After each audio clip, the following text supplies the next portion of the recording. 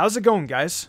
Today, I'm here to bring you guys a brand new video series to the channel. We will be starting a new series where we break down the strongest Pokemon of each type per group of games. In this video, I'll be going over what normal type Pokemon you should use on your next playthrough. Let me know what typing you guys would like to see next in the comment section below, and that will be the one that we do next. It'll be in the exact same format we did the top 10 strongest typings. Regardless though, hopefully you guys do enjoy this video, and with all that said, let's get started. Before we get started today, I just wanted to give a big thanks to our sponsor, ExpressVPN. Whether you're on your phone or on your PC, ExpressVPN offers great protection for you and your plethora of devices. A VPN is a virtual private network and is the best way to hide yourself while exploring the World Wide Web. Look, no one likes the idea of people stalking them and tracking their movements, so I let your ISP do the same thing when you go online. Although it offers you far more than privacy protection. ExpressVPN also lets you access region block content, so you can enjoy the many different catalogs of the world. For instance, The Office sadly left the US as Netflix. This was a huge bummer for many people, but with ExpressVPN, Netflix Canada has got you covered, as it still offers all 9 seasons, so all of you Office fans no longer have to worry. You can still stick to the streaming platform you have. Really, it doesn't matter where you are, because with ExpressVPN, you'll be able to watch so many of your favorite shows in a safe and reliable way. If you sign up now at expressvpn.com/MysticUmbreon, you can get 3 months absolutely free. So why wait any longer? Click the link in the description to learn more and get protected today.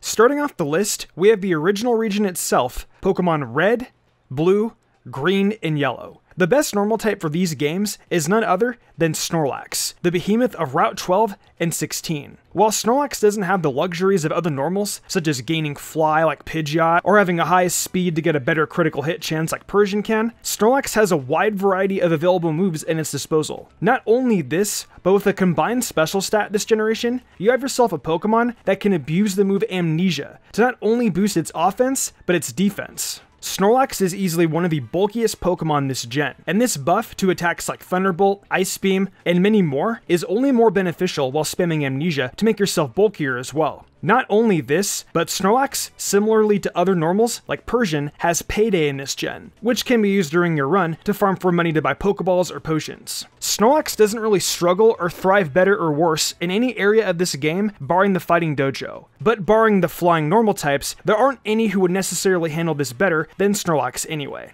Overall, Snorlax is one of the best normal types in general, and easily the best of the Generation 1 games. Going into the next set of games, being Gold, Silver, and Crystal, we have a bit of a tricky situation. While Snorlax is still the best normal type in this game, you don't actually get this Pokemon for a majority of your adventure, as you only get it during the Kanto post game. Because of this, I have decided that for these games, we will be discussing Miltank. Miltank is a very terrifying Pokemon, however, with a plethora of options such as Earthquake, Shadow Ball, Miltank, and many more annoying options at its disposal. Miltank's coverage should be able to handle most if not all bosses barring Chuck in this game. Even Jasmine, who loses pretty instantly, you should have a single coverage option for her team by now. This Pokemon also has a lot of natural bulk and offense to it with a great speed tier for the generation. Base 100 in this gen would essentially be the same as having a Pokemon that was, let's say, 120 in Generation 8. So having a Pokemon with Miltank's typing, coverage, and stat line was pretty absurd in this gen. There's a reason this cow was super annoying on Whitney's team. Overall, Miltank definitely proves the top this generation as the most valuable normal type.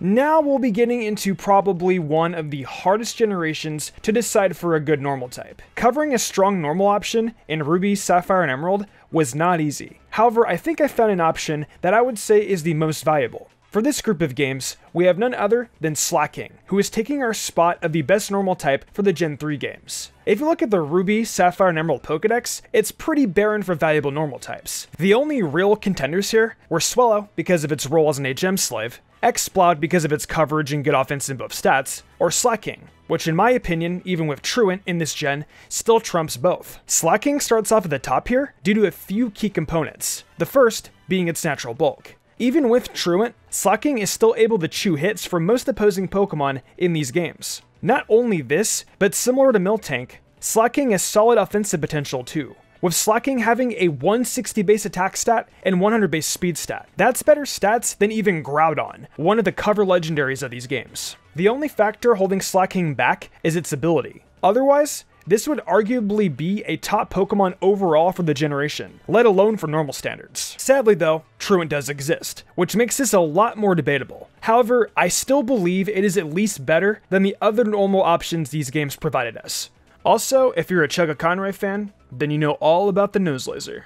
I want to start off these next games by saying that while we covered red, blue, green, and yellow already on this list, there was enough of a distinction between games to make me also want to cover the best option for Fire Red and Leaf Green as well. While I still think Snorlax is the best Pokemon of these games, it's for much different reasons than we stated for the Generation 1 games. By these games, Snorlax has lost its buff with Amnesia, boosting its special coverage. However, it also in the process gained Curse, which helps it much more in the long run. Boosting its attack and defense, this allows Snorlax to provide a threatening output against teams on the physical side this generation for your playthrough, instead of its special coverage. Snorlax still has a lot of options, such as Shadow Ball, Earthquake, and Return, to name a few, in order to hit your opponents with. This set of moves, along with Curse, allows Snorlax to hit pretty much anything you'd possibly encounter, while boosting its weaker defensive stat as well. Snorlax doesn't particularly dominate against any gym or battle, more or less, to be honest. It just sort of dominates equally well against practically every area besides the Fighting Dojo. Snorlax arguably got better this generation, and that's why it still was able to keep up as the best normal type in Fire Red and Leaf Green.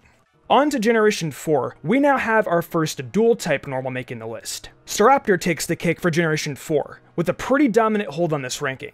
I think what Staraptor provides to the Generation 4 experience cannot be understated, as it's able to fill so many roles for your team. Being able to learn both Fly and Defog provides immense utility here when talking about making your general experience with these games easier, as you'll be able to get past certain portions of the game at a much quicker pace due to these. Not only this, but Staraptor learning Close Combat and Brave Bird helps when taking into account you'll be able to have two hardening options with your normal stab in order to threaten matchups such as the first Elite Four Aaron, or having Close Combat for Byron's gym. Overall, Staraptor provides a lot through the convenience of its level up moveset and HMs alone, which is a very hard thing to find on a lot of Pokemon in a single roster slot, which is why it is the best normal type for this gen. We're gonna skip over Heart Gold and Soul Silver, due to the fact that nothing about why Miltank is good in these games changes, other than Shadow Ball being special now, but it's still the same rules. Now, we head over into Black and White and Black and White 2. For these games, we have none other than its resident normal dog, Stoutland. Stoutland gets a lot of backing in this generation, such as the ability to learn 2 HMs being Strength and Surf to allow for an easier in-game experience. Not only this, but you have a plethora of coverage options, such as Wild Charge and Rock Tomb, while also getting a range of normal attacks as well, such as Retaliate and Double Edge. Stoutland's abilities, being Intimidate and Sand Rush, also are both viable depending on the area of the game you're in, which helps only boost its viability in comparison to something like an Unfezant that much more. Overall, while this Pokemon lacks any particularly strong gym matchups, this Pokemon rules over both of the Generation 5 games, even when taking Black and White 2's expanded Pokedex into account. Now we move from the DS to the 3DS, and cover Pokemon X and Y. In these games, we see the return of Miltank, Snorlax, and Staraptor, which are the 3 best normal types mentioned so far on this list, while adding in new options such as Heliolisk and Diggersby to the mix. Overall, this is currently by far the strongest generations for normal types we've seen yet. So which one takes the crown? I believe that this crown, while very contentious, goes to Staraptor. When taking into account bosses, such as Corina and Ramos's gyms, and the coverage it gets for options, such as Diantha's and Wickstrom's teams in the Elite Four, it was very close. But I believe between these and the utility Staraptor provides through options like Fly for transportation around this otherwise very complex map, is what gives Staraptor the edge for these games. I could see the case being made for Snorlax here as well, but I personally believe Staraptor provides a small edge over Snorlax due to the factors I mentioned above.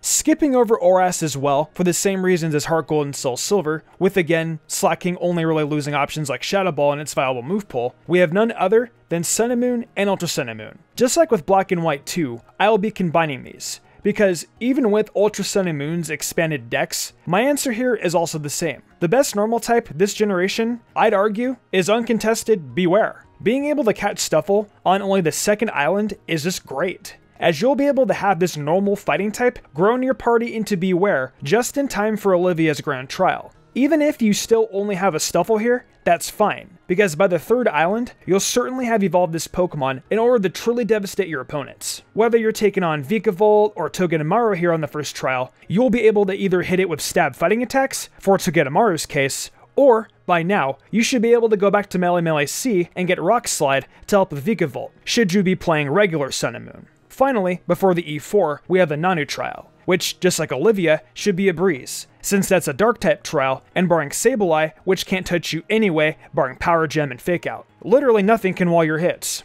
Either way, you'll still also have bosses like the Elite Four, with regular Sun and Moon having Olivia again, while also having a great matchup versus Kukui as well. While in the Ultra variants, having Olivia, Molayne, and Hau, who you match up well versus all three of. This doesn't even include Team Skull, who get trampled by Bewear, as well, seeing as they're fairly easily beaten by fighting rock options. Overall, Bewear is probably the strongest normal for any in-game experience, but especially for these particular games.